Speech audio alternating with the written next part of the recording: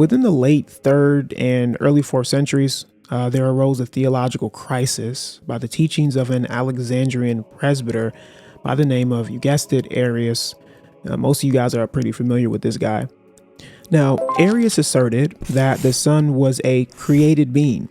He wasn't co-eternal nor consubstantial with the Father, and Leo Donald Davis summarizes in his work, which is called The First Seven Ecumenical Councils, 325 to 787, Their History and Theology.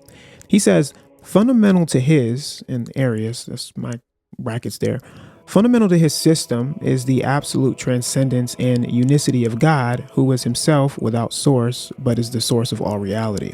Therefore, whatever else exists must come into being not by communication of God's being, but by creation from nothing. The Arians would insist that there was when he, Jesus, was not. Finally, wrote Arius, even if he is called God, he is not God truly, but by participation in grace. He is God in name only.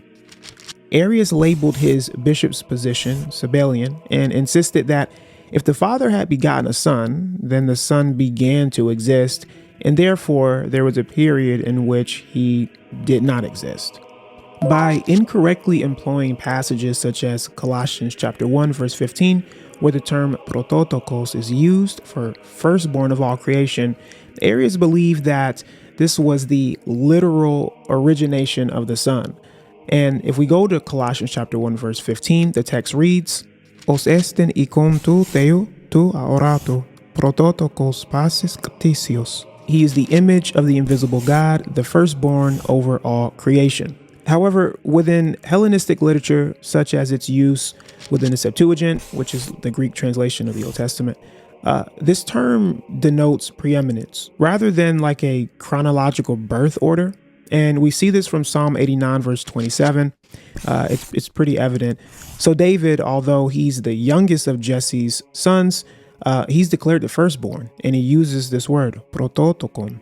So this is used as a title of rank, not of origin. And the same principle is applied to Christ, as he is the firstborn over all creation, signifying his supremacy over it, not participation in it. And even if you notice in Revelation chapter 1, verse 5, it's used in the same way. So from this, Arius and the doctrine that he espoused, it created a rupture within the church.